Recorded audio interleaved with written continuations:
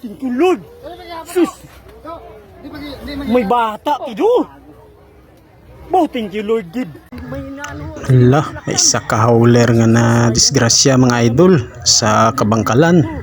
Nasugatan ginamo. Kang delikado pa kay upod gali niya nga pamilya, ya bata kag asawa. Tanawan nyo idol kay may lang gani nakaluyan sila, buhi lang. Enjoy what? Tanawan nyo mga idol. Oh, lapit lang gid kami, sugatan namon. Lapit lumadaan ni Prino, sugatan namon. Driver. Ang driver, tawag dahil ng ambulansya. Lapit lang gid kami, sugatan na gid. Pare pa, huway pa. May kurente oh. Din. Gango to. Grabe kulo. Sugatan na gid kami daw. Hindi mahalas ya. Oh, grabe halin to sa may ano. Ang driver, way pa na ano. Ang driver, way duro ni may gaano nga kurente ha. Pwede na lantaw ng driver. Kulban ko gid kay gadala ko mo siya gi pangdalasan nga nadaan ko ano. Okay, nagpahigad ko dayon. Ang driver pwede na masaka, way na wire ya, kuan niya, way na. Way na ya. Thank you, Lord. Grabe.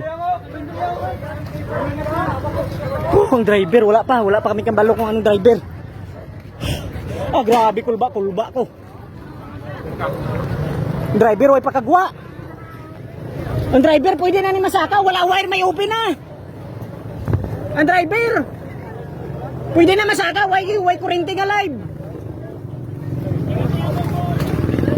Way kurente nga live ah. Ah, okay lang. Boy, may bata pa. Tintulod. Sus. May bata, tido. Bo, thank you, Lord, gid. Sus, swerte lang gid kamo. Abrihan lang gid ang babaw, kay para makaginawa sila. O sige. Thank you, Lord. Ang babaw sa babaw. Ang babaw. Abri ang babaw.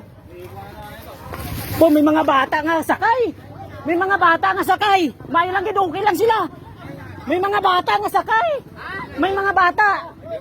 Why, okay lang sila. Ang driver lang naipungan, pero why sila na ano ya? May mga bata. Oo, may mga bata. Duha ka bilog bata. Abre ang babaw. Sus, thank you.